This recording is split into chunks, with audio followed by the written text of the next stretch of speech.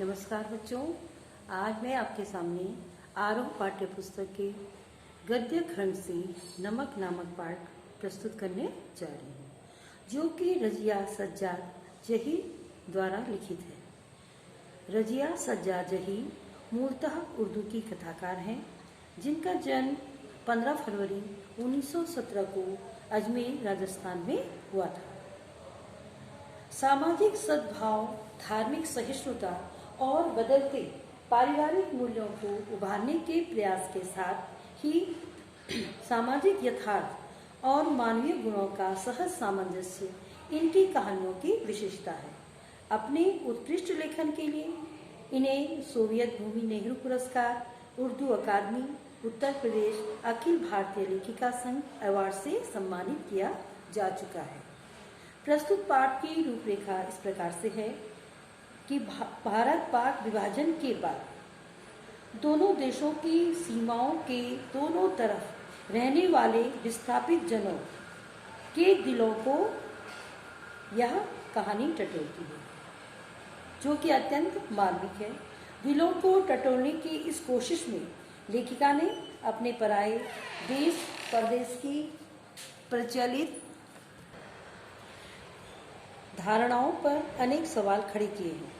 भारत में लाहौर से विस्थापित होकर आई हुई सिख बीबी आज भी लाहौर को ही अपना देश मानती हैं, जबकि पाकिस्तानी कस्टम अधिकारी दिल्ली को और भारतीय कस्टम अधिकारी ढाका को अपना देश मानते हैं।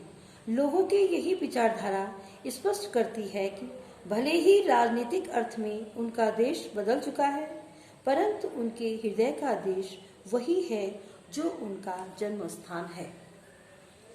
प्रस्तुत पाठ का सार इस तरह से है कि भारत विभाजन हुआ, तो भारत और पाकिस्तान के विभाजन के बाद भारत पाक की सीमा के दोनों ओर के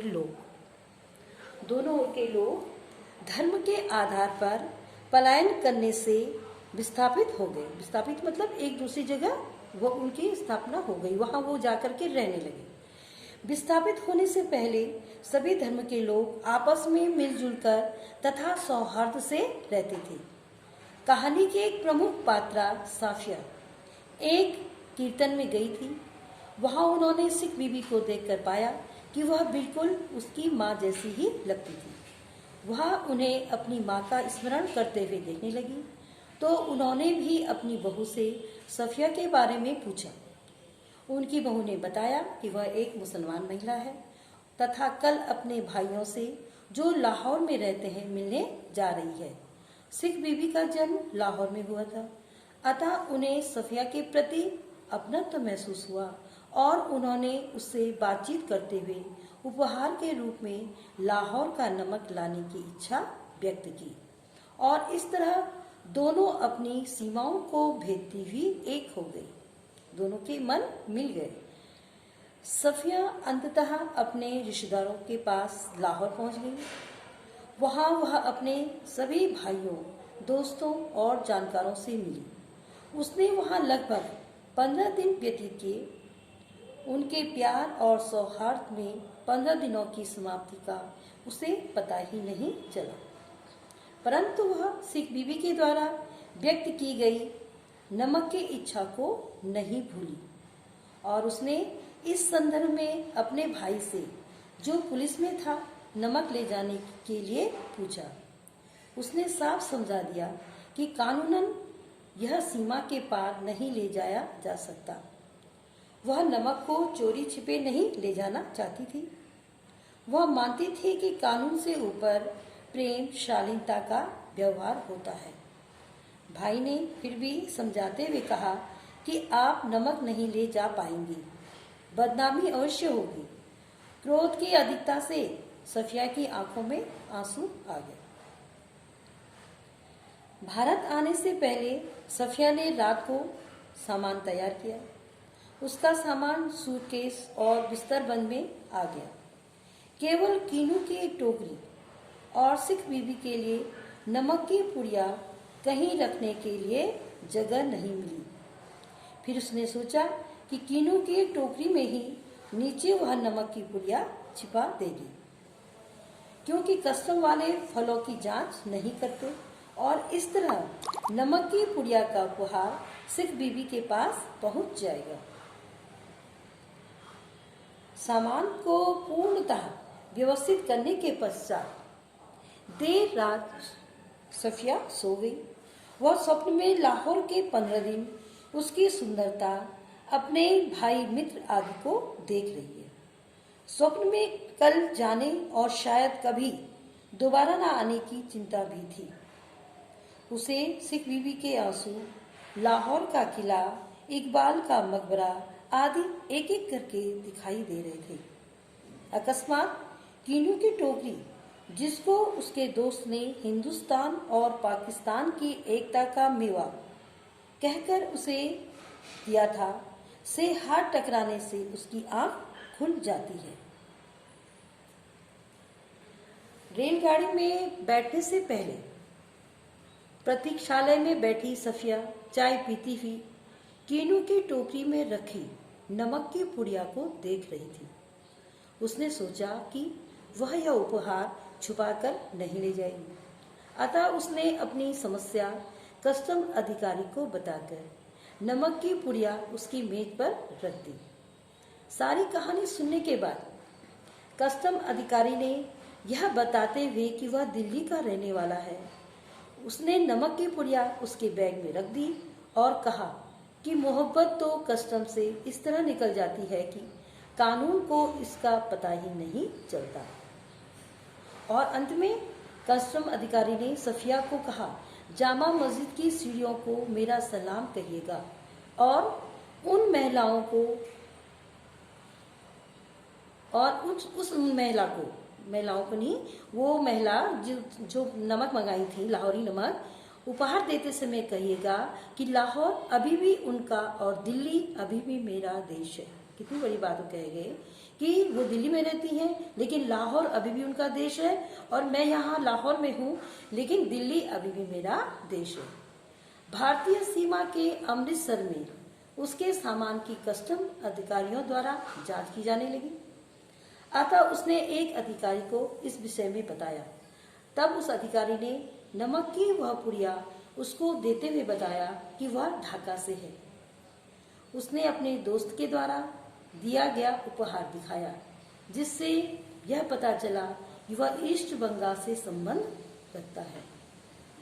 कस्टम अधिकारी सुनील दास अपने देश ढाका की याद में खो गया और कहने लगा कि वैसे तो डाक कलकत्ता में भी होता है, जैसे नमक यहाँ भी होता है, परंतु हमारे यहाँ के डाक की क्या बात है।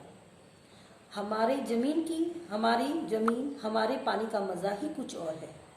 जब सफिया अमृतसर के पुल पर चढ़ रही थी तब वह पुल की सबसे निचली सीढ़ी के पास सिर झुकाए चुपचाप खड़ा था। सफिया सोच रही थी कि किसका वतन कहाँ है, कस्टम के इधर या उधर। दोनों ओर की सीमाओं में एक ही प्रकार की भावना वाले लोग रहते हैं, केवल उन्हें इन सीमाओं ने एक दूसरे से अपनी भावनाओं का आदान प्रदान करने से रोक रखा है। इस तरह से नमक की कहानी में जो विस्थापित लोग, विभाजन के बाद जो विस्थापित लोग थे, उनके मन की भावनाओं की बहुत ही सुंदर अभिव्यक्ति की गई है। जैसे कि नमक की पुड़िया ले जाने के संबंध में सफिया के मन में क्या द्वंद्व था। सफिया के मन में यह द्वंद्व था कि वह अपने दोस्त के लिए वह उपहार छुपा के ले जाए या दिखा के ले जाए, क्योंकि उसने सोचा था कि शायद कीनू की टोकरी में रखने पर किसी की निगाह इस पर नहीं जाएगी। लेकिन जब हिंदुस्तान जाने के लिए कस्टम अधिकारी द्वारा उसके सामान की जांच की जाने लगी, तब उसने अचानक फैसला किया कि वह किसी भी कारण से मोहब्बत का उपहार चोरी से नहीं ले जाएगी और वह कस्टम अधिकारी को सही जानकारी देगी, और सफिया ने ऐसा ही किया। अब मैं इसी पाठ के जो प्रश्नोत्तर हैं अलग से, उनके बारे में कुछ बताने जा रही हूँ। अभी तक आपने देखा था कि ये पाठ का मैंने आपको सार बताया। अब मैं आपको कुछ प्रश्न इसके बारे में बताना चाह रही हूँ। सफिया के दोस्त ने कीनू की टोकरी देते समय यह क्यों कहा कि यह हिंदुस्तान पाकिस्तान की एकता का मेवा है? देखिए, इसका आंसर यह होगा कि संतरा व माल्टा, दो फलों को मिलाकर एक नया फल क्या बनता है? कीनू। स्वाद उसमें क्या होता है? संतरा और माल्टा का मिक्स किया हुआ। तो संतरा भारतीय परिवेश का फल है और माल्टा पाकिस्तानी परिवेश का। इन दोनों फलों से उत्पन्न फल कीनू माल्टे की ही तरह मीठा और रंगीन होता है तथा संतरे की तरह नाजुक भी होता है। अतः साफिया के दोस्त ने ठीक ही कहा कि कीनू हिंदुस्तान और पाकिस्तान की एकता का मेवा है। नमक कहानी में नमक की पुड़िया इतनी महत्वपूर्ण क्यों हो गई और कस्टम अधिकारी उसे लौटाते हुए भावुक क्यों हो उठा? देखिए, नमक कहानी में भारत और पाकिस्तान के बीच जो आरोपित भेदभाव है, उसके भेदभाव के बीच क्या है? मोहब्बत का नमकीन स्वाद व्याप्त है। उसके अंदर मोहब्बत जो मीठा है, उसके साथ ही साथ नमकीन स्वाद भी व्याप्त है। कहानी में सीमा के दोनों तरफ के जो विस्थापित पुनर्वासी जनों की यह मार्मिक व्यथा है। नमक जैसी छोटी सी चीज का प्रतीकार्थ दोनों तरह के लोगों के बीच की मोहब्बत को प्रमाणित करता है। नमक क्या है? प्रेम मोहब्बत का प्रतीक है, क्योंकि नमक के स्वाद में अपनापन है। यहाँ नमकीन स्वाद से प्रेम मोहब्बत का तात्पर्य है। कस्टम अधिकारी एक संवेदनशील व्यक्ति था, अतः वह लेखिका को नमक की पुड़िया लौटाते हुए भावुक हो उठा। वह यह जानता था कि अपनों से मिलना बिछुड़ना वही महसूस कर सकता है जो मिलता और बिछुड़ता रहता है, अन्य कोई नहीं। आगे प्रश्न, सफिया को लाहौर में किस समस्या का सामना करना पड़ा था? सफिया 15 दिनों के लिए अपने सगे भाइयों, रिश्तेदारों, दोस्तों और मित्रों से मिलने पाकिस्तान आई थी। 15 दिन दोस्तों और रिश्तेदारों द्वारा की गई खातिरदारियों में ऐसे बीत गए कि पता ही नहीं चला। दोस्तों अजीजों द्वारा अपना प्यार जताने के लिए उपहार स्वरूप लाए गए सामानों के कारण उसके पास इतना सामान हो गया कि उन्हें पैक करने की समस्या उत्पन्न हो गई। इसके अतिरिक्त सबसे बड़ी समस्या तो वह बादामी रंग की पुड़िया थी जिसमें लाहौरी नमक था, जिसे कानूनन पाकिस्तान से हिंदुस्तान नहीं लाया जा सकता था। लेकिन जो है सफिया को अपनी जो उनकी नई नई दोस्त बनी थी उनके लिए लाहौरी नमक लाना जरूरी था। तो वह इस समस्या से गुजर रही थी कि वह किस तरह से लाहौरी नमक अपने हिंदुस्तान में ले जाए। आगे प्रश्न, नमक की पुड़िया को उपहार के रूप में ले जाने का फैसला भावना के स्थान पर बुद्धिमत्ता में जब परिवर्तित हुआ तब सफिया ने क्या निर्णय लिया? नमक की पुड़िया थी जो वह उपहार के स्वरूप में ले जा रही थी, तो जब पहले तो उसके मन में भावनात्मक गंध चल रहा था, लेकिन भावना के स्थान पर जब बुद्धिमत्ता में परिवर्तित हुआ तो सफिया ने क्या निर्णय लिया? भाई से बहस होने के पश्चात वह गुस्से के कारण आंखों से आंसू बहाने लगी और अपने कमरे में आकर सामान को पैक करने लगी। भाई क्या थे? उनके कस्टम अधिकारी थे, और जब उन्होंने नमक ले जाने के लिए मना कर दिया तो क्या है, गुस्से के कारण वह अपने आंसू बहाने लगी थी और सामान बांधते बांधते उसका गुस्सा धीरे धीरे शांत हुआ और अब भावना जो किसी को किए गए वायदे के कारण उत्पन्न हुई थी के स्थान पर बुद्धि धीरे धीरे हावी होने लगी और अब उसे लगने लगा कि यदि वह उपहार पहुंचाना चाहती है तो उसे कोई न कोई उपाय करना ही होगा, तभी तो वह अपना किया हुआ वायदा निभा पाएगी। आगे प्रश्न जो मैं बताना चाहती हूँ आपको,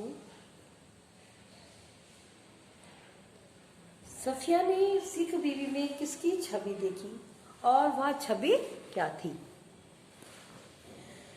सिख बीवी को देखकर सफिया बिल्कुल हैरान रह गई। सिख बीवी उसकी माँ से बहुत मिलती जुलती थी।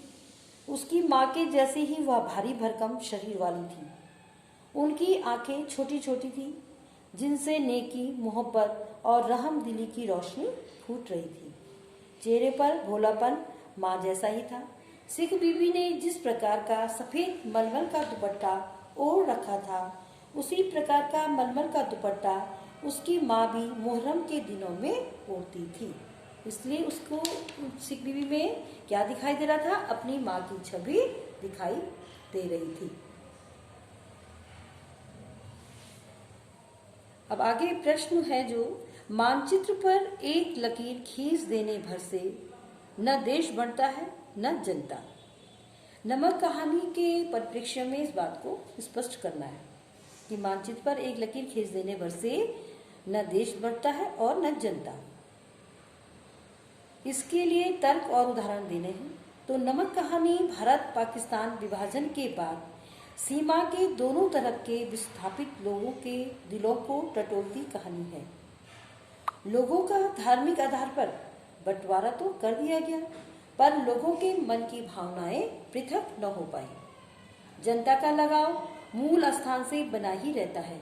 पाकिस्तानी कस्टम अधिकारी तथा भारतीय कस्टम अधिकारी क्रमशः दिल्ली तथा ढाका को आज भी अपना वतन मानते हैं।